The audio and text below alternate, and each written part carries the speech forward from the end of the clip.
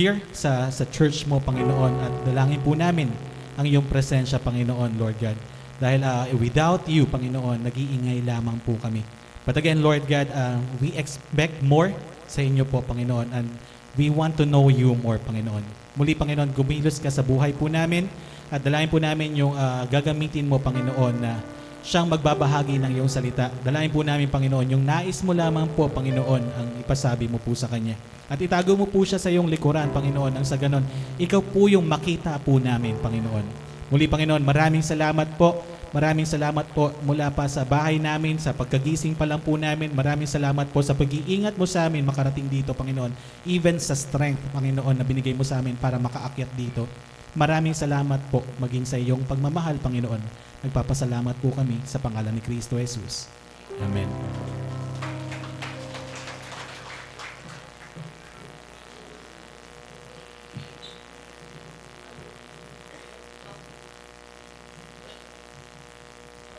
Good morning po. Mamaya. Tunay nga po na ang ating Diyos ay banal, no?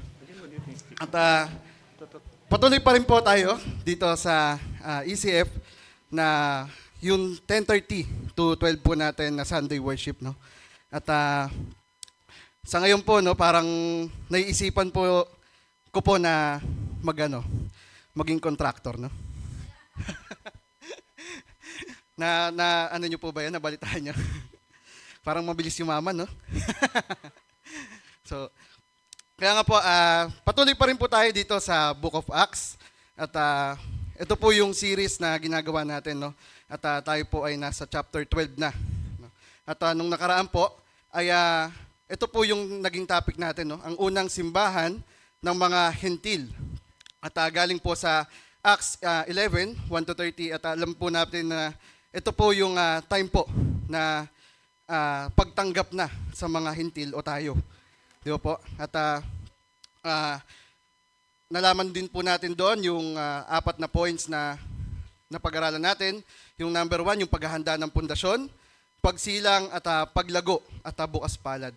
Yung pagiging bukas palad po, alam natin na to yung huli po na verse 30 ng chapter 11 po yun, na sinabi po, si Saulo tsaka si Bernabe po ay bukas palad na silang tumulong kahit sa kanino, no? At kasama po doon yung mga hentil.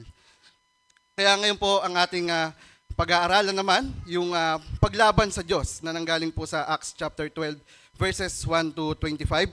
Pwede po tayong tumayo para magbigay galang at respeto sa pagbasa ng salita ng Diyos. So sa verse 1 po, nang mga panahong ding iyon, sinimulang usigin ni Haring Herodes ang ilang kaanib ng iglesia. Ipinapatay niya sa pamamagitan ng tabak si Santiago na kapatid ni Juan.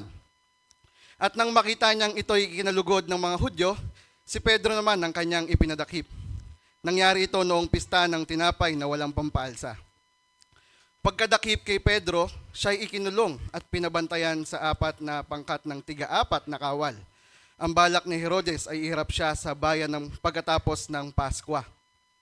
Ipinahanap ni Herodes si Pedro at nang hindi matagpuan ay ipinasiyasat ang mga bantay at ipinapatay. Pagkatapos umalis si Herodes sa Judea, pumunta sa Cesarea at natitiri doon. Matagal nang galit si Herodes sa mga taga-Tiro at mga taga-Sidon. Kaya't sama-samang lumapit sa kanya ang mga taga-Tiro at taga-Sidon upang makipagsundo.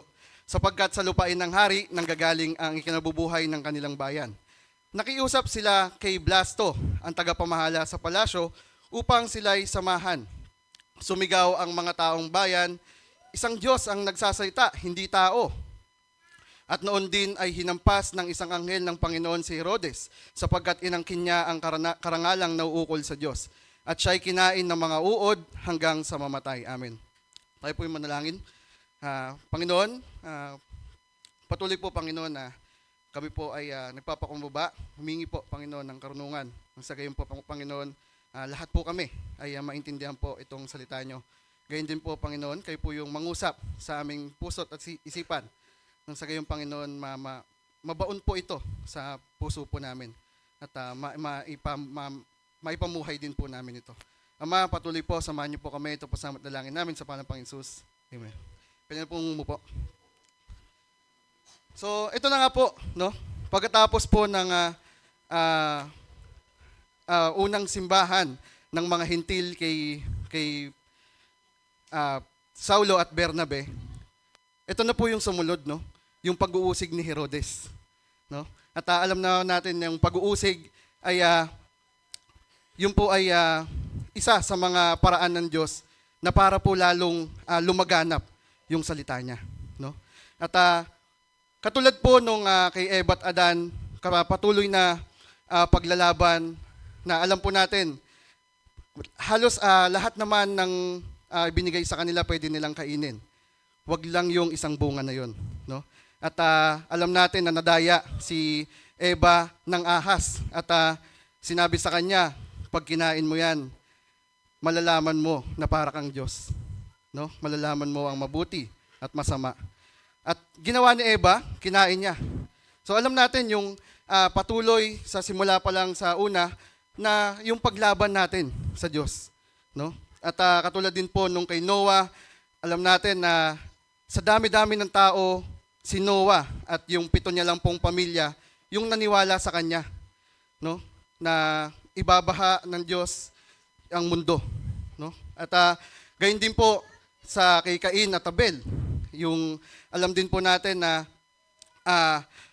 ibinigay ni Cain yung kanyang malamang sa malamang parang tira-tira. Pero si Abel, ibinigay niya o sinacrifice niya yung pinakang best ng kanyang harvest, no? At alam din natin itong mga politicians at taxpayers na patuloy na lumalaban sa Diyos, no? Kagaya ng ganun din po yung paraon na binigyan ng ilang pong sumpa. Naalala niyo po yan sa Egypt? 10, no? 10, pero 10 salot. Pero hindi pa rin naniwala at patuloy na lumaban pa rin sa Diyos, no? So katulad po ng nabasa natin ngayon na si Herodes. Simula pa lang po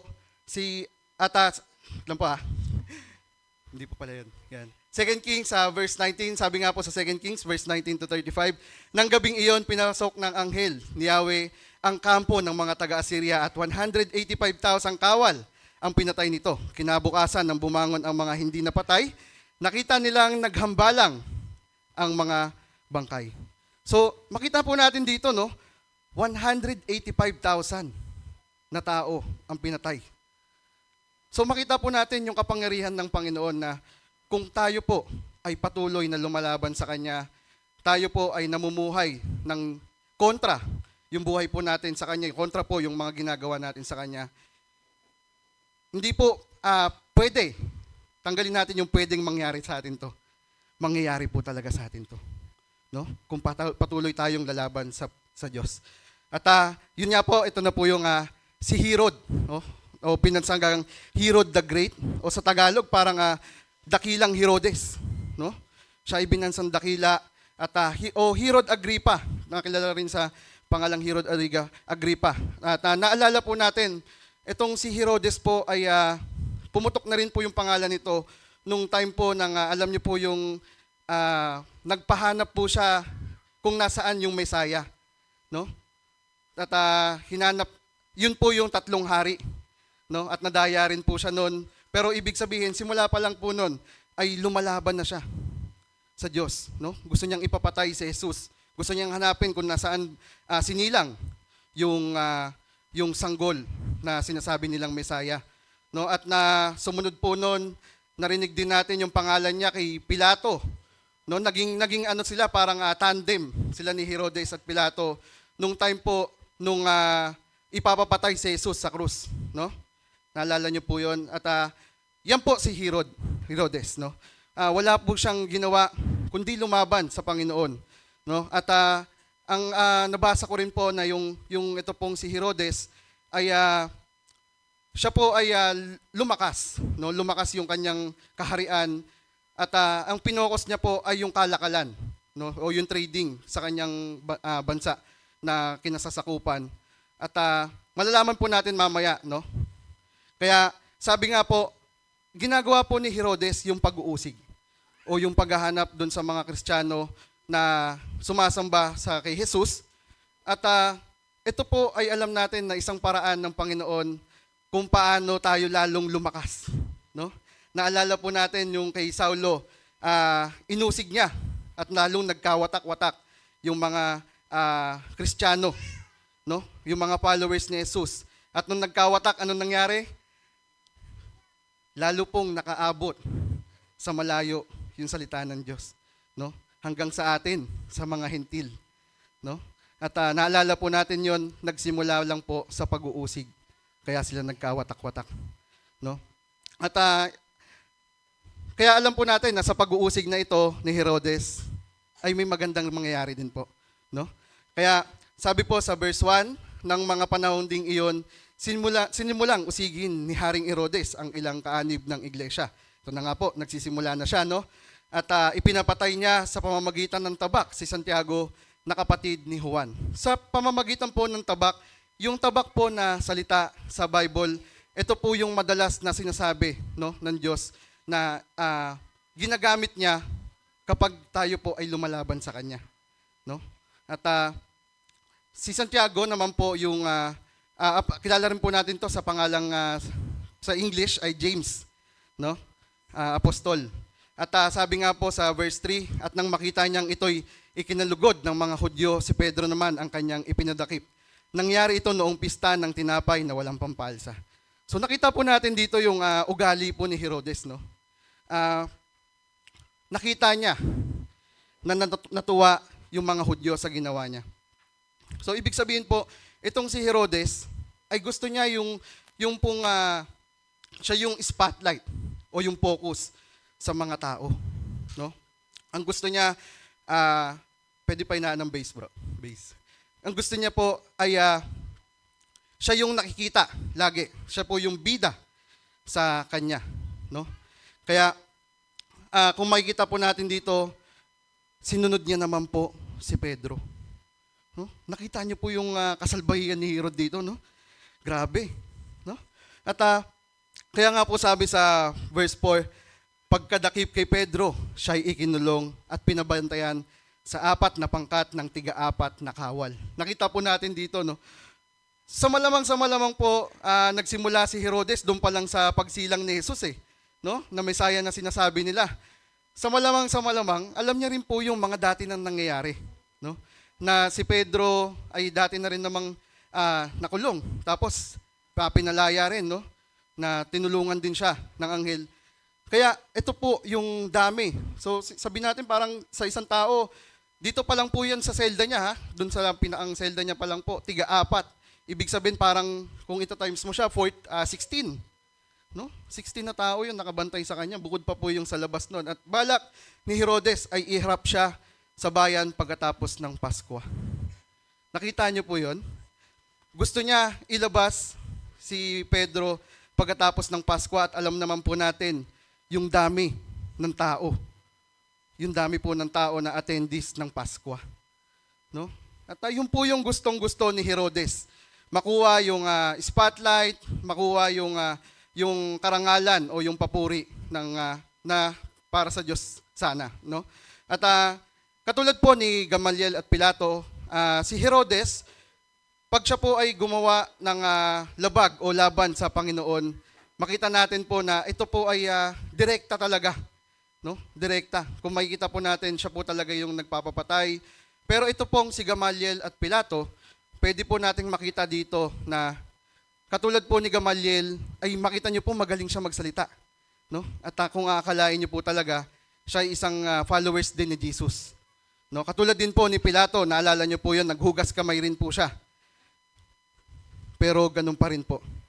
Hindi po totoo at laban po sa Diyos yung ginawa nila, no?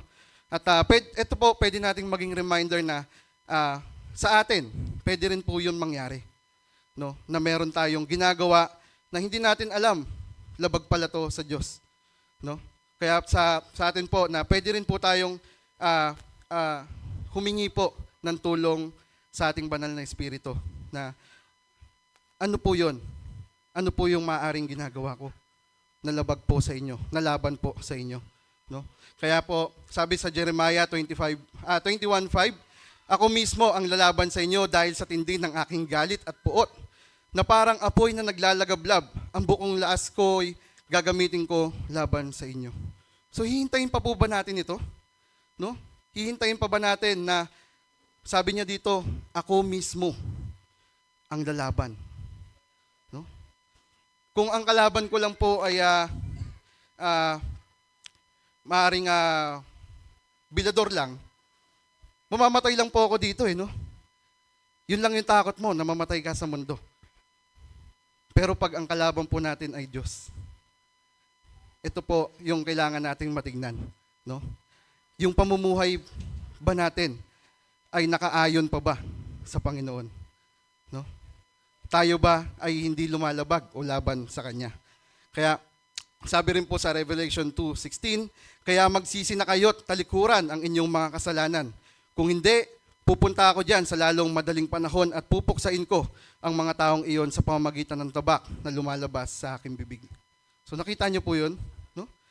Yung galit po ng Panginoon sa patuloy na lumalaban o lumalabag sa Kanya. Yung kontra po sa Kanya. No? Kahit ano pong ginagawa po natin na hindi po para sa Diyos, o mas higit pa para sa Diyos, yung pagmamahal na mas higit pa para sa Kanya, ito po ay paglaban din sa Kanya. No? Yun po yung kailangan nating tignan. At kaya ito po ngayon ang ating pag-aaralan, no? Tumigil na sa paglaban sa Diyos. Bakit kailangan kayang tumigil na sa paglaban sa Diyos? At tatlong points nga po ito. Sa 1, yung kapangyarihan ng Diyos, parusa ng Diyos, at layunin ng Diyos. No? Dito po natin makikita yon sa mga verse po na ating binasa kanina. Kaya sabi po ito po yung unang points natin, kapangyarihan ng Diyos. Sabi po sa verse 5, kaya't nanatiling nakabilanggo si Pedro, subalit ang iglesia ay taimtim na nanalangin sa Diyos para sa kanya. So, ito na nga po, no? Nakakulong si Pedro at waiting na lang siya, no? At waiting na lang siya na yun nga po, sabi nga po kanina, after ng Paskwa, doon siya ipapapatay. Kaya ang ginawa po ng mga members niya sa simbahan niya ay taimtim na nanalangin, no? Sabi po dito. Pero makikita po natin mamaya kung talagang taimtim na nanalangin sila, no? Kaya sabi po doon sa next verse, nang gabing bago iharap si Herodes, si Pedro sa bayan. Nang gabing bago iharap si Herodes, si Pedro sa bayan, natutulog ito sa pagitan ng dalawang kawal. Nakagapos siya ng dalawang tanikala at may mga bantay pa sa harap ng pinto ng bilangguan. So makita po natin dito yung yung comfort ni Pedro, no? Na imagine niyo po 'yon, alam niyo na papapatay na kayo. Alam niyo na nakakulong kayo, syempre nasa selda siya eh. Pero nakatulog pa rin. No? Nakatulog pa rin siya. Nandun yung pananampalataya ni Pedro na alam niya hindi ako pababayaan ng Diyos. No? At alam din po natin nung mga nakaraan po nating pinag-usapan na bilang isang Kristiyano, alam niyo na rin po na hindi po dapat tayo matakot mamatay. No? Malamang sa malamang po sa isip ni Pedro kung ito na yun talaga ito na talaga yung gusto ng Diyos. Hanggang dito na lang ako. Di ba po? At alam niya naman na mas maganda yung pupuntahan niya. No? Temporary lang po tayo dito. No? At alam niya na pupunta siya ng langit. Ito po yung pagkakaroon ng isang Kristiyano na pinaka-best na makuha po ng isang Kristiyano na magkaroon po ng kapayapaan sa buhay, na alam mo kung saan ka pupunta. No? Alam na po ba natin lahat kung saan tayo pupunta? Kaya, at sabi po dito, nakagapos siya ng dalawang tanikala. Yung tanikala po, ito po ay parang kadena, no? Mga kadena. At walang ano-ano'y lumitaw ang isang anghel ng Panginoon at nagliwanag sa silid piitan. So alam po natin ito na yung katulad po ng pagtawag ng Diyos kay Gabriel, no? Pagka tinawag po sila, nandyan na agad sila.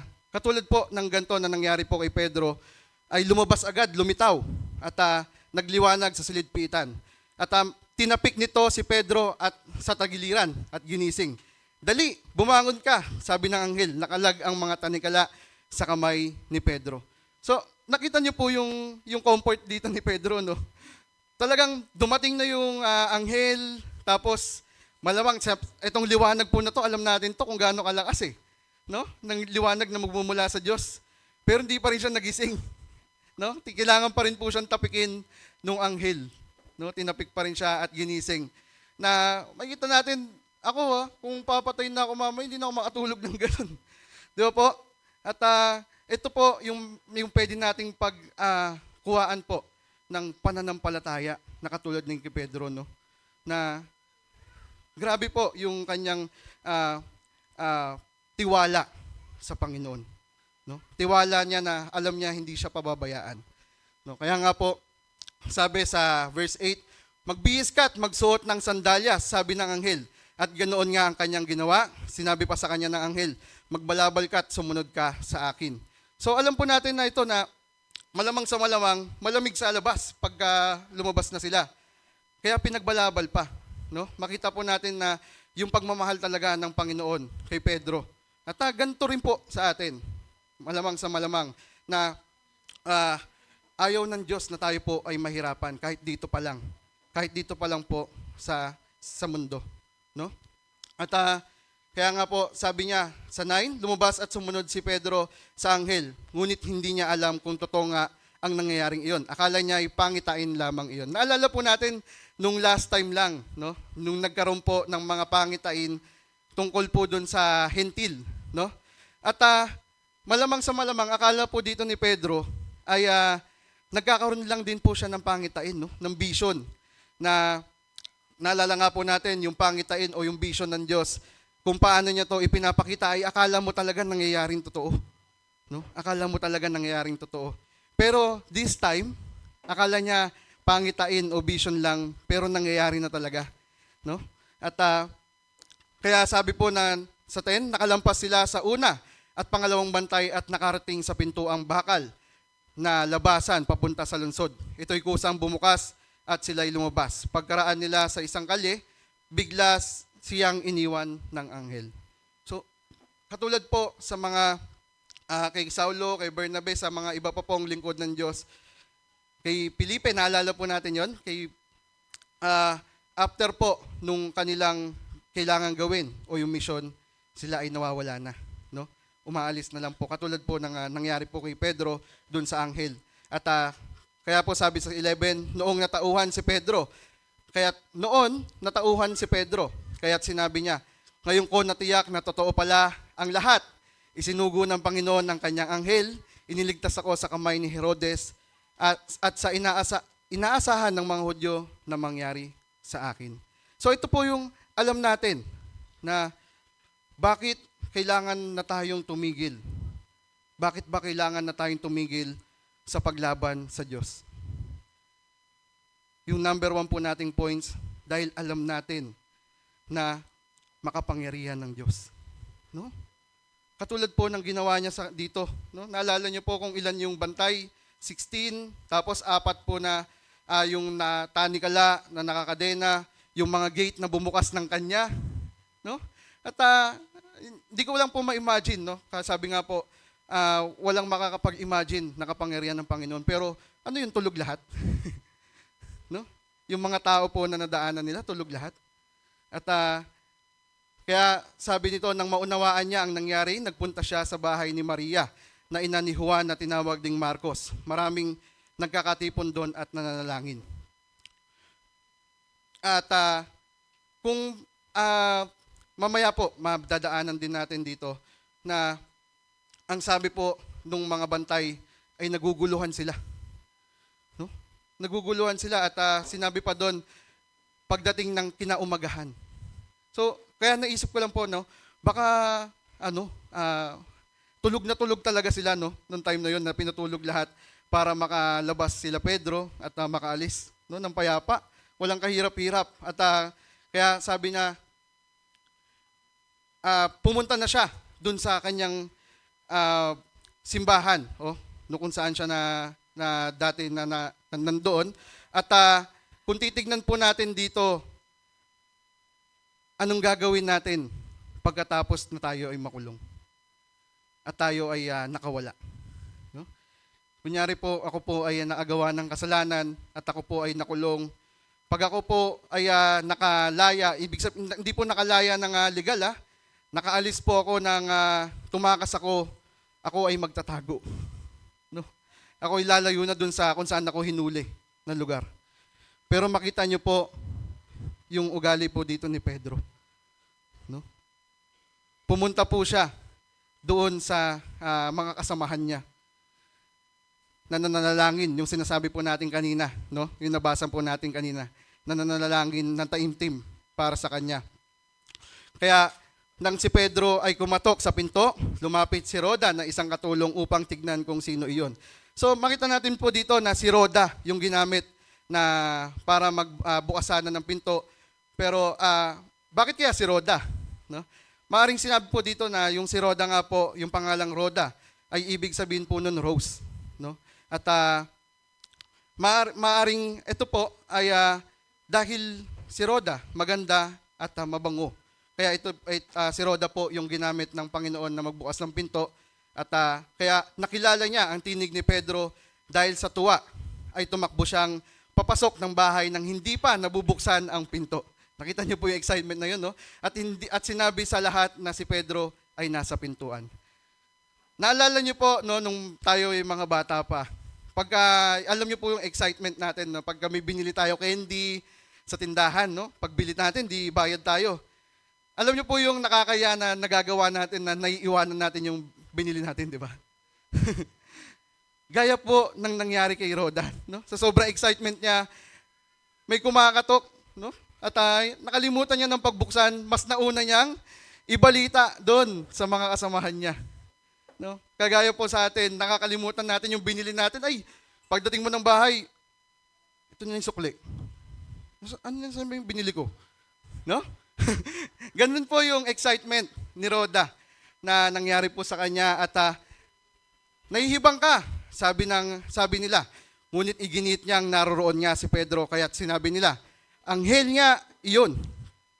Ito po, dito po natin makita na tunay nga ba yung pagtitiwala o yung pananampalataya o taimtim ba talaga silang nanalangin kung ganito po yung kanilang naging aksyon. No? Hindi po sana nung sinabi po ni Roda, mga kasamahan, nandito na si Pedro. Oh? Niligtas na siya ng Panginoon. Yun sanang naging tugon po nila ay, halika, papasukin mo. Nasaan na? Nasaan na si Pedro? Pero ang sabi niya dito, nahihibang ka. Di pa sila naniwala. At sabi niya, anghel yun. Anghel ng Diyos yun. So makita po natin dito, no, na akala natin sila po ay taimtim na nanalangin para doon po sa kay Pedro. Pero pwede po natin itong kapulutan din ng aral. Na tayo ba, sa puso natin, totoo ba?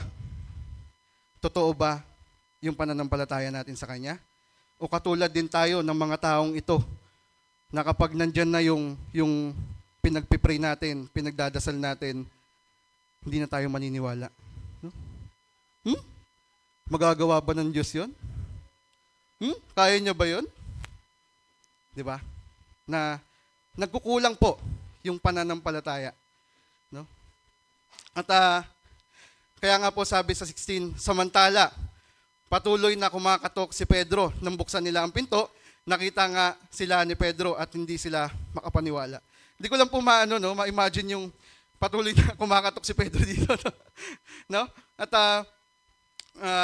dahil nga po yun sa excitement ni Roda, at hindi sila makapaniwala. So ito po yun eh. Ito po yung na kung tunay na taimtim yung panalangin, kung tunay na sila ay followers na ni Jesus, sana po yung kanila pong naging action ay naniwala na agad. No?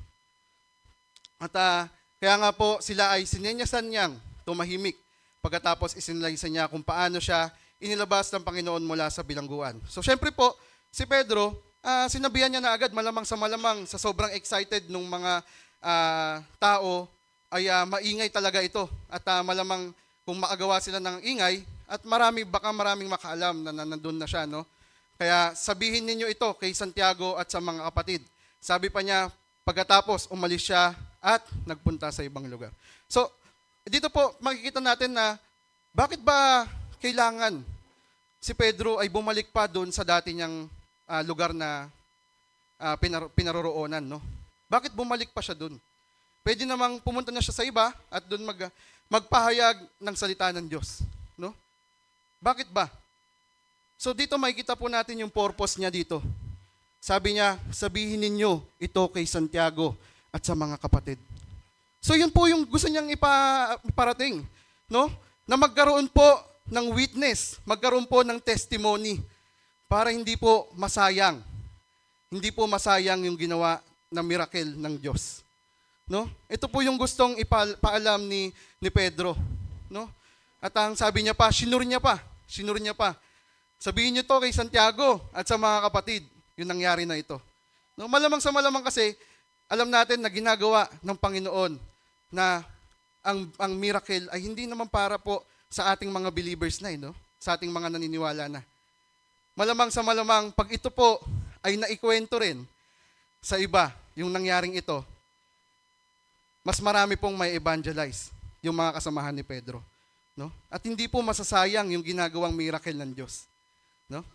At kaya nga po sa 18, kinaumagahan, gulong-gulo ang mga kawal dahil sa paggawala ni Pedro at hindi nila alam kung ano ang nangyari sa kanya.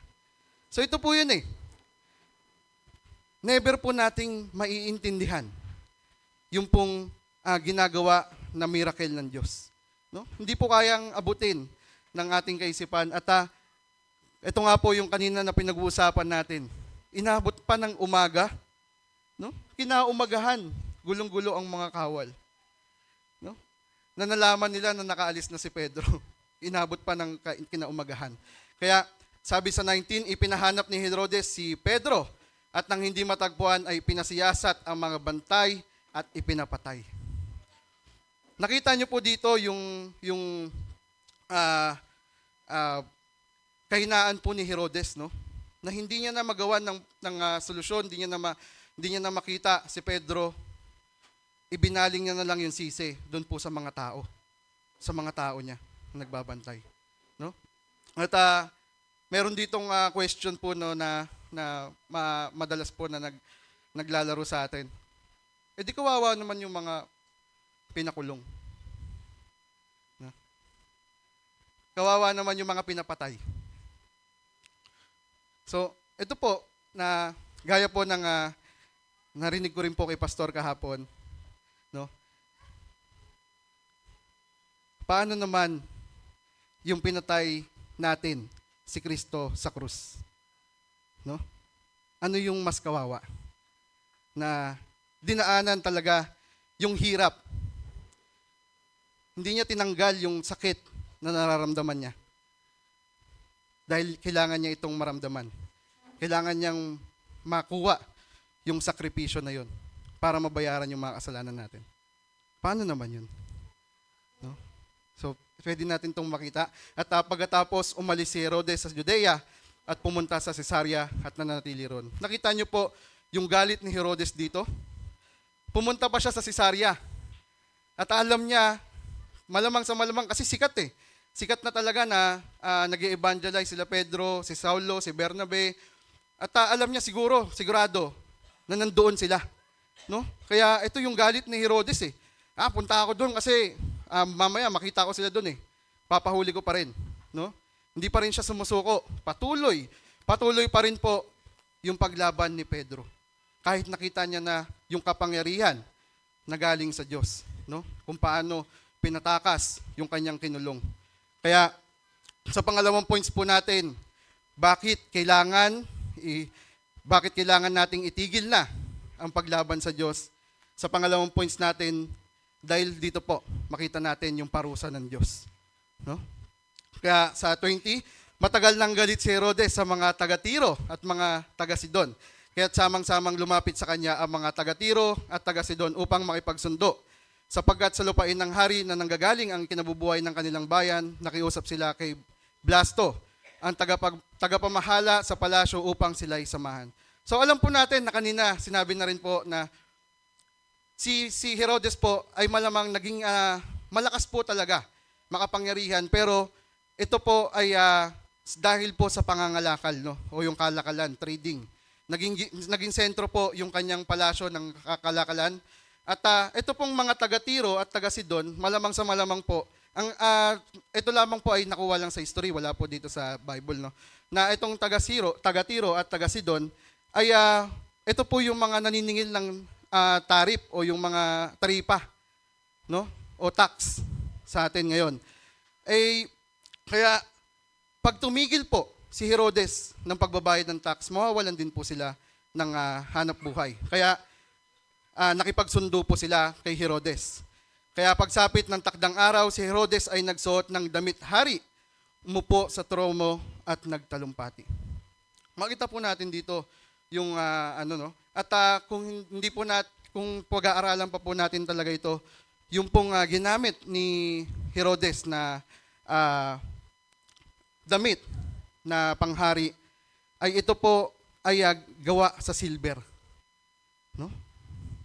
Magkano na ba ang silver ngayon? No? At yun po ang pwede nating makita, no? Umupo sa trono. Malamang sa malamang pinabuhat niya pa yung trono niya.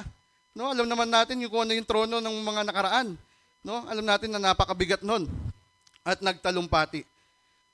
Kaya sa next verse po, sumigaw ang mga taong bayan. Isang Diyos ang nagsasalita, hindi tao. Dito na po dumating yung galit o yung puot ng Diyos sa kanya. No? At hindi niya po, naalala natin, no, nung nakaraan po si Pedro ay meron pong si Cornelius, no, lumuhod sa kanya at sinabi niya, pinupuri niya si Pedro, no? Pero anong ginawa po ni Pedro dito? Ginawa po ni Pedro, sinabi niya, di ba? Kagaya mo lang din akong tao. No? Hindi ako Diyos. Diyos ang nagpagaling sa'yo.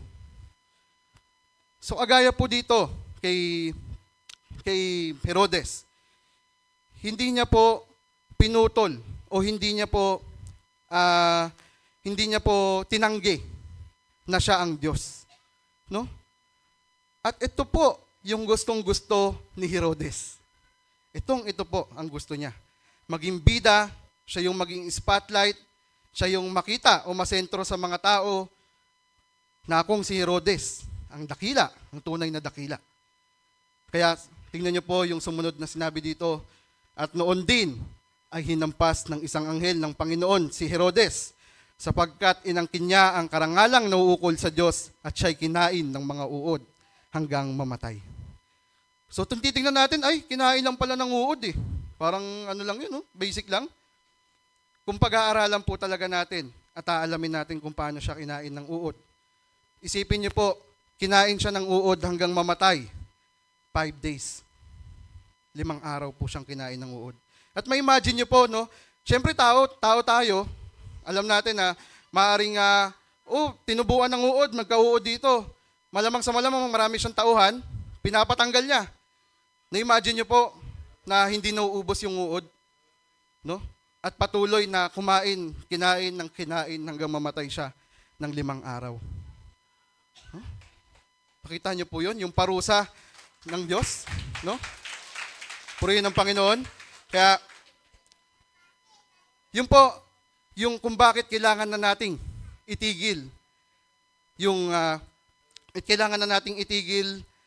ang paglaban natin sa Panginoon, no?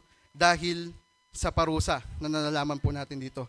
At ngayon naman po, yung pangatlong points, kung bakit kailangan na nating itigil ang paglaban sa Panginoon, dahil alam natin, ang layunin po ng Diyos ay walang makakapagpabago, no? Kung ano po yung layunin o kagustuhan ng Diyos na mangyari, ay wala pong kahit sino o kahit glimpse or kahit po segundo lang na mabago po iyon.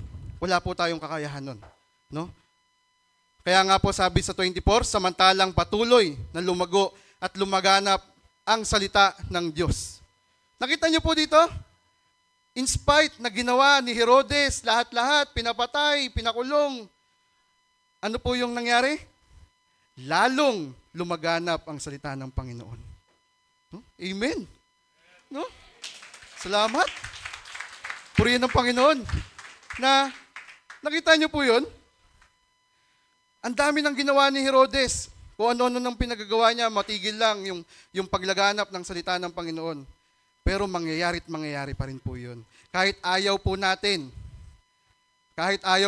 sa ngayon, ayaw natin bukas na maniwala sa Kanya, dadating po yung araw na lahat po tayo maniniwala sa Kanya. No? At alam po natin na, kaya nga po sabi sa 25, nang matapos ni Bernabe at Saulo ang kanilang tungkulin, bumalik sila sa Jerusalem kasama si Juan na tinatawag ding Marcos. No? At alam natin si Bernabe at Saulo ay nandito nga po sila sa Caesarea. No? At kakatulad po ng ibang apostol o mga ibang alagad ng Diyos, after po ng kanilang misyon, ay umaalis na po sila. No? Ito rin po ay pwede nating makuhaan po o ma-applyan ng style po, no? Na after po na ikaw po ay lumago at alam mo na nakita mo na yung mga members mo na maayos na, stable na, pwede ka nang humayo para sa iba namang pagpapahayag, no? Kaya sa tatlong points na to, bakit ba kailangan tumigil na sa paglaban sa Diyos? Dahil alam na natin po kung gaano makapangyarihan ng Panginoon, no?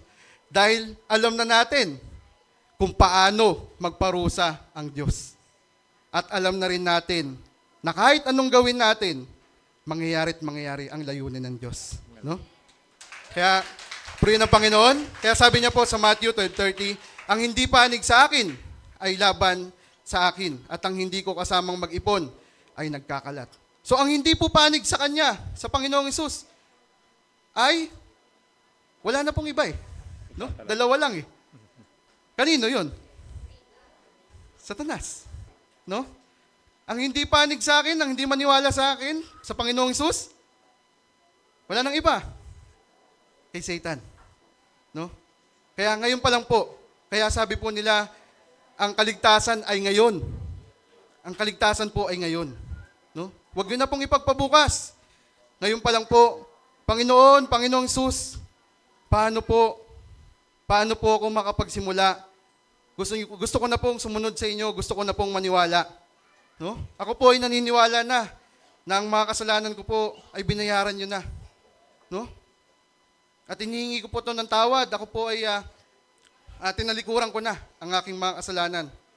No? Kailan pa po yun?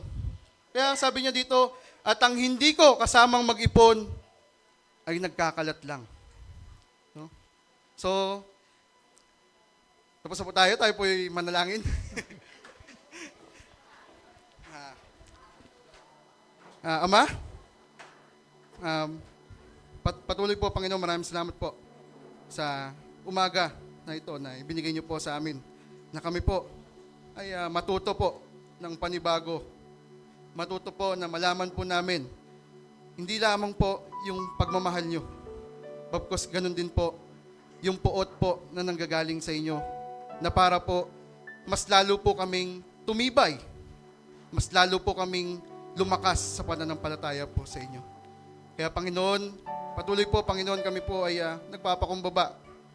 Humingi po ng gabay nyo na hindi po kami malayo sa inyo. Kayo po, Panginoon, yung mag-control ng buhay namin. Nang sa gayong Panginoon, ay hindi po kami malayo sa pangalan nyo. Kaya Ama, patuloy po, Panginoon, maraming salamat po sa araw po nito na nandito po kaming lahat. Gayon din po yung mga sumabay po sa live streaming. Kayo po yung mangusap sa puso't isipan namin at sa mga iba pa po na gusto nyo pong tawagin. Ama, samahan nyo po kami sa araw po nito. Ito po samot dalangin namin sa pangalan ng Panginoon Jesus. Amen.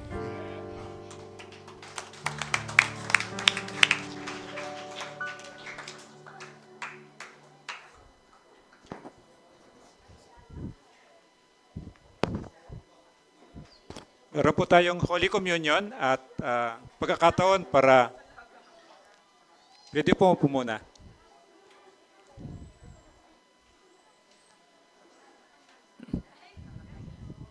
Holy Communion,